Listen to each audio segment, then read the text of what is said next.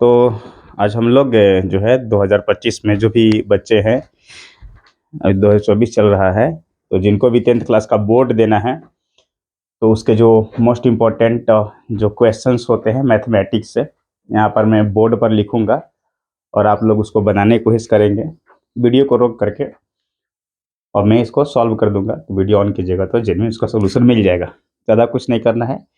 तो आज हम इधर उधर से जितने भी सवाल होते हैं उस पर बात करेंगे और पूरा चैप्टर का रिव्यू करेंगे आज हम लोग, मतलब जो भी आधे घंटे के अंदर में, और प्रतिदिन ऐसा ही चलते रहेगा।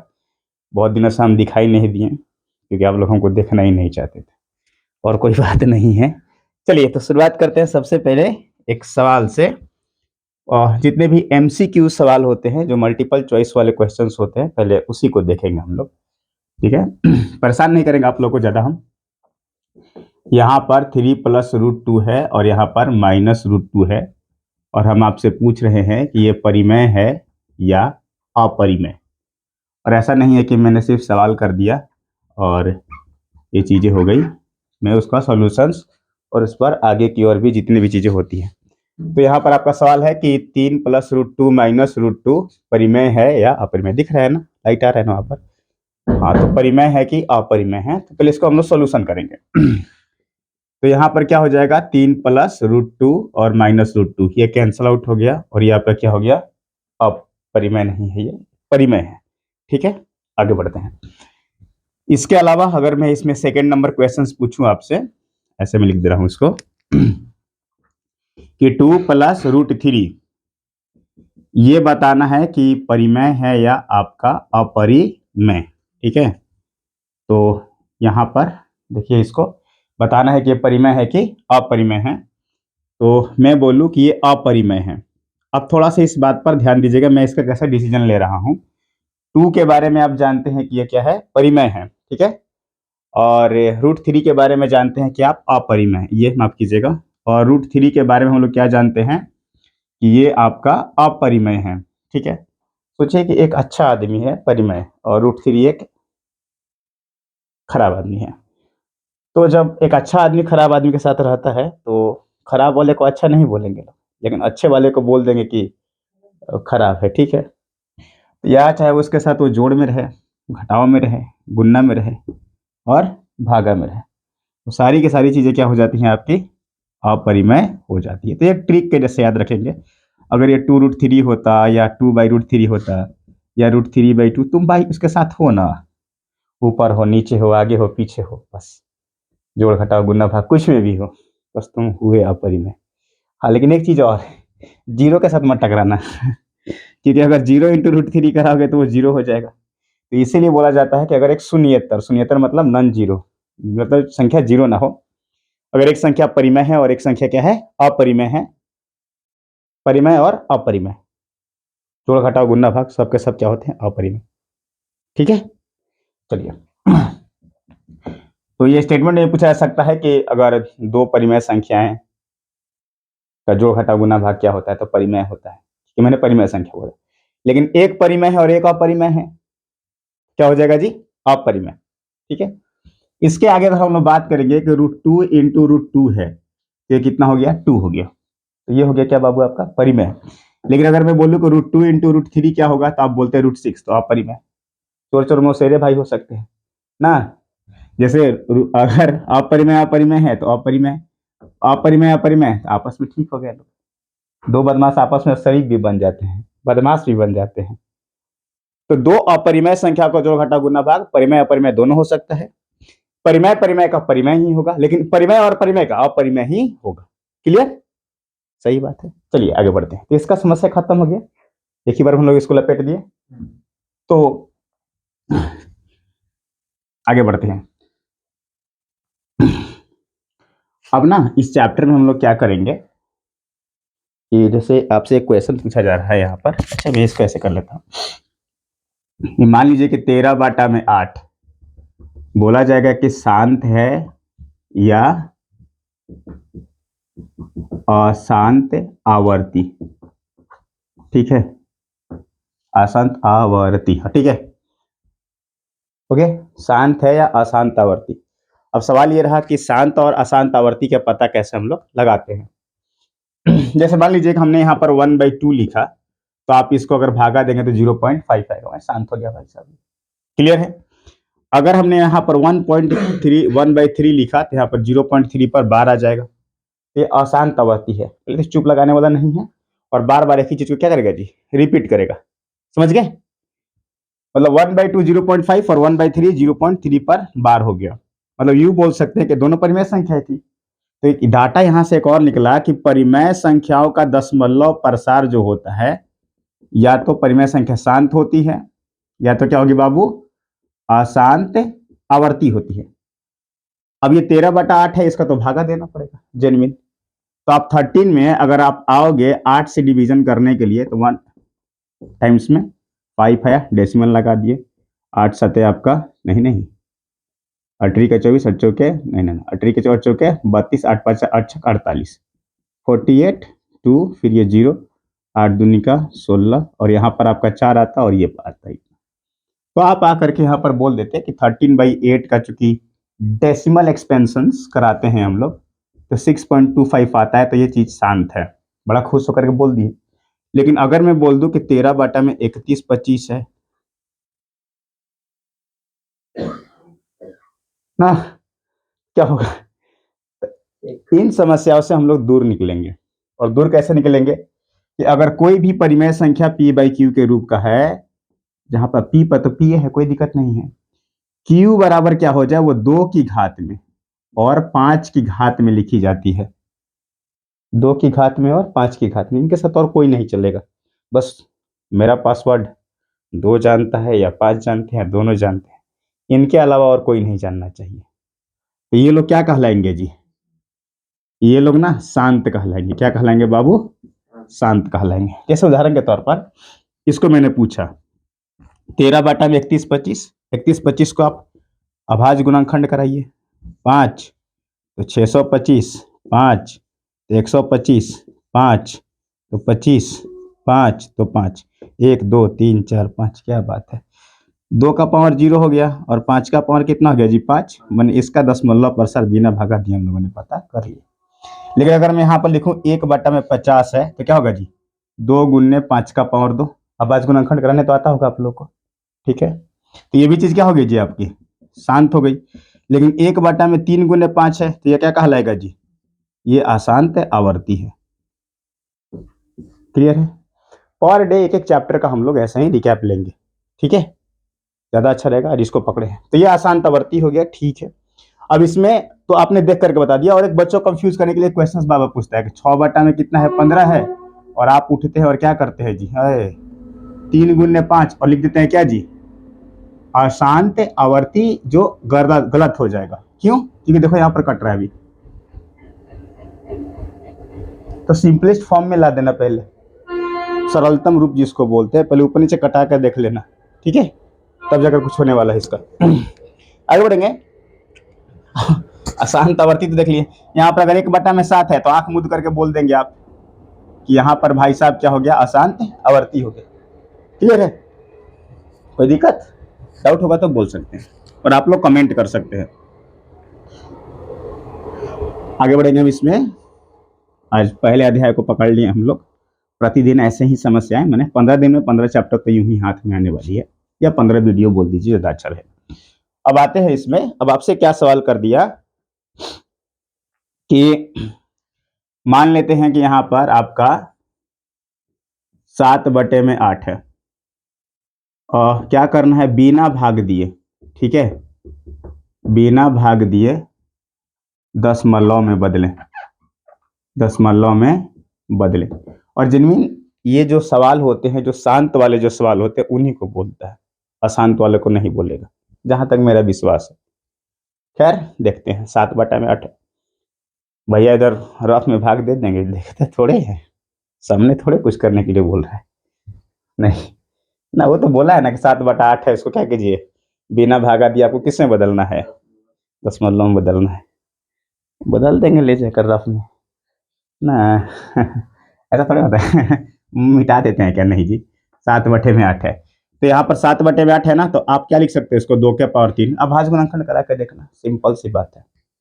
अब इसके साथ तो 5 रहता है, 5 बोलेगा ना कि अरे तुम्हारे पर तो पावर 3 आ गया, मेरे पर तो पावर कितना आ रहा है जी, 5 का पावर 0, 1 भी नहीं, हमको भी दो उतना ही पावर। तो कहा लो इसमें क्या दिक्कत है, तुमको हम पावर देने के लिए आए ही हैं, 5 का पावर 3 हो गया। लेकिन याद रखो, सामने वाला देखे ना तो ऊपर नीचे कर दो, आएगा तो तार कटा देना, क्या दिक्कत है। आएगा तो बोला अरे ऊपर नीचे तो गुना कर दी है आप, खाए जब कटा देगा अभी ना। ठीक है ठीक है ठीक है, हाँ हाँ चलो सेटिस्फाइड है, रहा ना साथ में, कोई दिक्कत नहीं, कोई पूछेगा तो बोलना हट जाएगा, अभी कहेगा तो 7 गुने कितना हो गया जी 125, और यहाँ पर क्या होगा 10 के पावर 3, क्लियर है, क्या हो जाएगा 10 के पावर 3, 125 में ना 7 से गुना कराइए, 7 पचे 35, क्लियर है, 7 दूनी 14, 3 17 हो गया, और 7 और 1 8 हो गया, 875 बटे में 10 का पावर 3 है, मतलब 875 बटे में 1000 है, लगा दो यार 875, क्लियर है भैया। अगर मान लीजिए कि यहाँ पर 13/50 है, इसको कैसे बदलेंगे, ये तो समझ में आ गया कि ये शांत है, क्यों शांत है, इसको जब अच्छा गुना करा रहे हैं क्या जमीत जी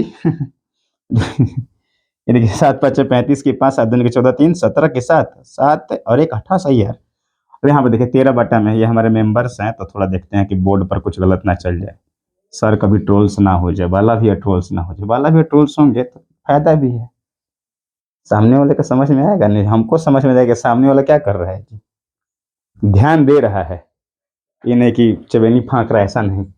यहाँ पर क्या देख रहे हैं, तो यहाँ पर ये 13/50 है, तो यहाँ पर कितना होगा बाबू, 2 गुने 5 के पावर 2। अब 2 बोलेगा भैया हमारा ऊपर तो 1 पावर बा ना, आरा भी कितना पावर बटे 2 गो, तो मेरे से तुम ऐसा किया था ना एक बार, याद आ रहा है, लो तुम भी क्या करो जी, 1 में पावर कट रहा है तो तुम भी ऊपर नीचे क्या हो जाओ, गुना हो जाओ। हाँ भैया बात तो सही कह रहे हैं ना जी, हैं क्या हो गया 26 बटा में 10⁻², तो 26/100, तो आप क्या लिख सकते हैं यहाँ पर 0.26, क्लियर है। आइए समस्याओं में इधर मान लीजिए, इस बार मैं क्या करता हूँ, 9/2⁻³ है और 5⁻7 है, अब क्या किया जाए, वीडियो चल रहा है ना, अच्छा चलिए यहाँ पर चलते रहेंगे। क्या हो गया जी, बोलेगा भाई आपके पास तो 7 है, मेरे पास क्या है जी 3 है, तो बाबू समझ में आ गया है, 4 से आ जाओ, 2 गुने कितना जी 16, 2 दूनी 4 दूनी 8 दूनी का 16, और यहाँ पर 10 का पावर कितना हो गया जी 4, 16 दूनी है 9 9 9, 16 9 144 हो गया विद्यार्थी, क्लियर है। और यहाँ पर 1 पर कितना जीरो, 4 गो, 0.0144, क्लियर है, दशमलव प्रसार में आ गया, सिंपली। उधर परिमेय परिमेय वाला समस्या हो गया, इधर हाँ बस इतना सिंपल था।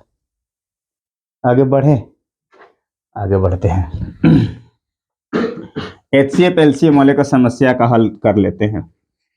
देखिएगा उसमें टाइमिंग कितना हो रहा था, कितना टाइमिंग पर पहुंचे, 13 हुआ, अच्छा है टाइमिंग। आगे बढ़ते हैं हम लोग,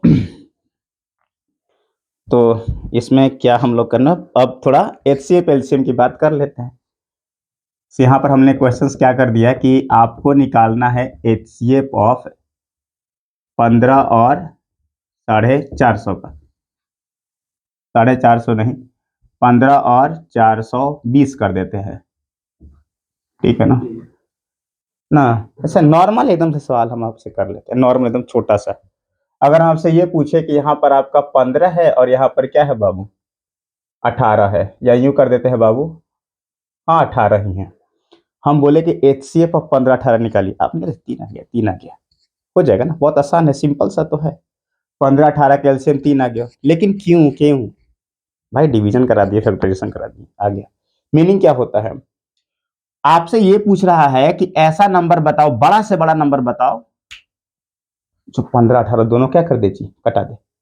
भैया ऐसा गजब हाल है, एक भैया एक 15 को भी डिवाइड कर देगा और 18 को भी, नहीं बड़ा से बड़ा, अब उससे बड़ा नहीं, 2 नहीं नहीं 18 कटाएगा 15 को नहीं, 3 अब 3 से बड़ा यहाँ पर कोई नंबर नहीं है जो क्या करे जी, दोनों करे। ही एच सी एफ का मतलब यही होता है।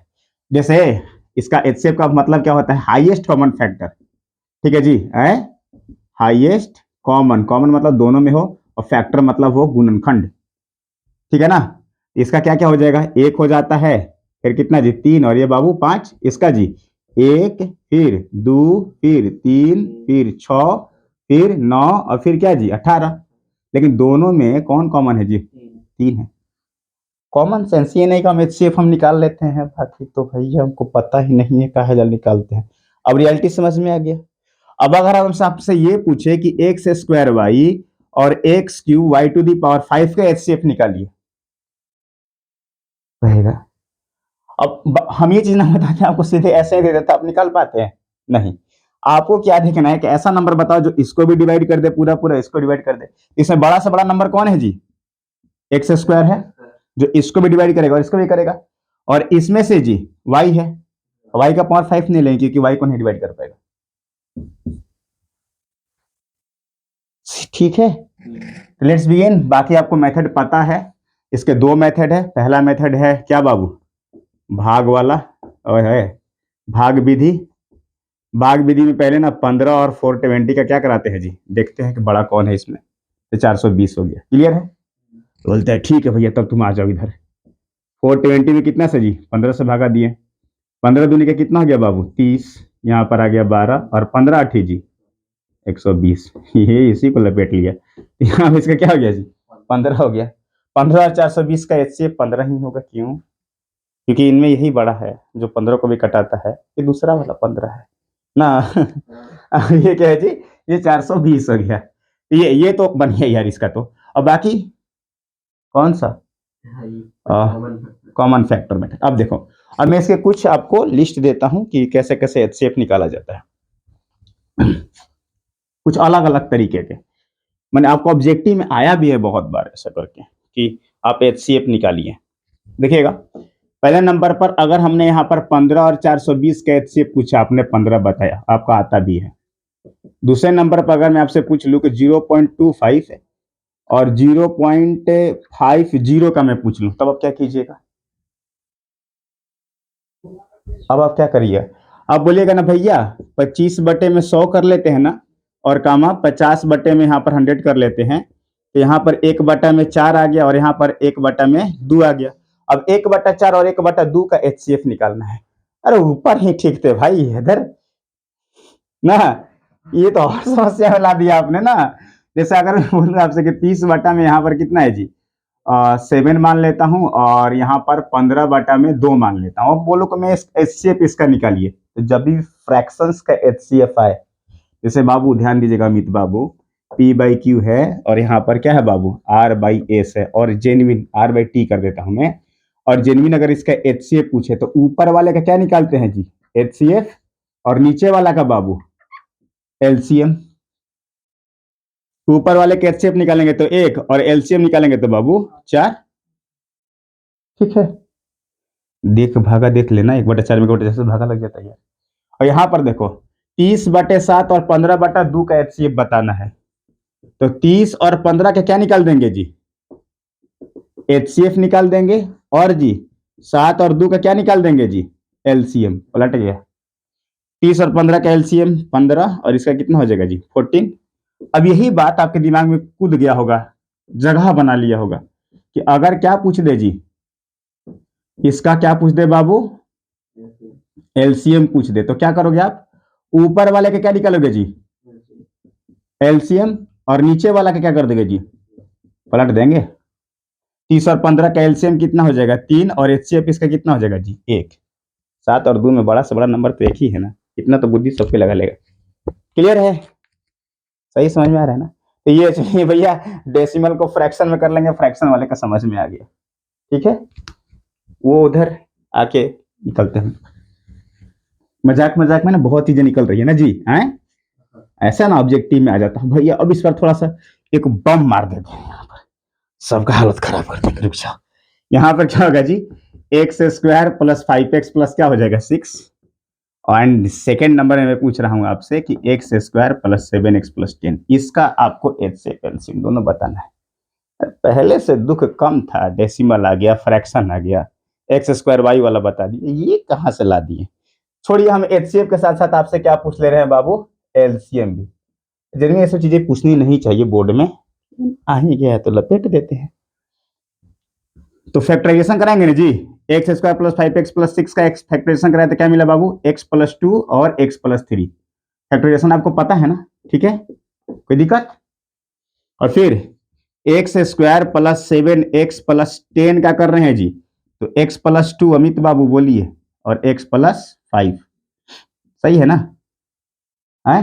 अब HCF निकालने की बात है तो दोनों में क्या है जी, x प्लस 2 कॉमन है, और LCM क्या कहता है जी, जो कॉमन है वो भी है और जो नहीं है वो भी बारात में निमंत्रित हो जाते हैं कभी कभी ना जी, है ऑटोमेटिकली।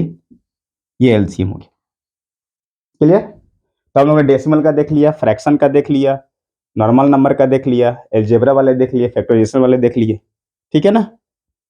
अब अगर मैं आपसे पूछूं कि पी और क्यू का क्या करिए जी, पी और क्यू का आप क्या करिए, एचसीएफ निकालिए, और दोनों क्या है बाबू, अभाज्य संख्या है। क्या है जी, अभाज्य संख्या है। पी और क्यू का एचसीएफ निकले, दोनों अभाज्य संख्या है। तो P का फैक्टराइजेशन कराएंगे तो 1 इंटू पी, और Q का कराएंगे तो जी 1 इंटू क्यू। पहले तो अभाज्य गुणनखंड निकला था, क्योंकि एक का एक नहीं होता है अभाज्य गुणनखंड में, होता है। तो अभाज्य गुणनखंड है तो सीधे तौर पर हम लोग इसका क्या लिख देंगे, एचसीएफ बाबू एक लिख देंगे। अगर एलसीएम पूछेगा तो कोई कटाने वाला है ही नहीं, क्या हो जाएगा जी, PQ हो जाएगा, क्लियर है। अच्छा, एक क्वेश्चन और इसमें दबा कर पूछ रहा है, आपसे पूछ रहा है कि 2Q क्या है, सम है कि विषम है। अरे भाई साहब, सम होगा तो बागा 2 से लग जा रहा है, क्या हो गया, सम है, देखिए लग गया ना बागा, नहीं समझे है। अच्छा, नहीं तो Q के जगह पर कुछ भी रख कर देखिए, एक रख कर देखिए, 2 रख कर देखिए, एक रखेंगे तो भी 2 देगा, दूनी का 4 देगा, तो सम है। लेकिन अगर हम यहाँ पर 2Q प्लस 1 किए तो Q के जगह पर अगर मान लीजिए 1 रखते हैं तो क्या मिलेगा 3, Q के जगह पर 2 रखते हैं तो क्या मिलेगा 5, Q के जगह पर 3 रखते हैं तो क्या मिलेगा जी 7। तो ये विषम हो गया, डन। तो 2Q का रूप क्या हो गया, सम ऑब्जेक्टिव में। 2Q प्लस 1 का रूप क्या हो गया जी, Q का मान रखो यार। अब अगर मैं पूछूं कि 3Q क्या है, सम है कि विषम है, तो सम विषम दोनों हो सकता है। क्यों, 1 रखेंगे तो 3, 2 रखेंगे तो 3, रखेंगे तो 9, 4 रखेंगे तो 12, विषम, सॉरी सम विषम चल रहा है ना। लेकिन 3Q प्लस 1 रख दिए हैं तो 1 रखेंगे तो 4 सम है, और 2 रखे 3 6 एक साथ विषम हो गया, दोनों ले रहा है। तो इसीलिए क्या हो जाएगा जी, इसमें कंफ्यूजन है, सम विषम दोनों हो सकता है, क्लियर। एक और चीज चल रहा था ऑब्जेक्टिव में, मैं कहा करूं, ये लास्ट क्वेश्चन है, ठीक है, बाकी सारे ऑब्जेक्टिव आपको लग जाएंगे अब, ठीक है ना। ये इसका समस्या खत्म हो गया ना, वैल्यू पुटिंग्स मन में, बाकी कैसे प्रूफ करना है वो तो अलग बात है। आगे बढ़ते हैं लोग, कल बहुपद की बात करेंगे, ठीक है ना, मजेदार तरीका से सारा ऑब्जेक्टिव एक ही बार में लपेटे में आ जाएगा।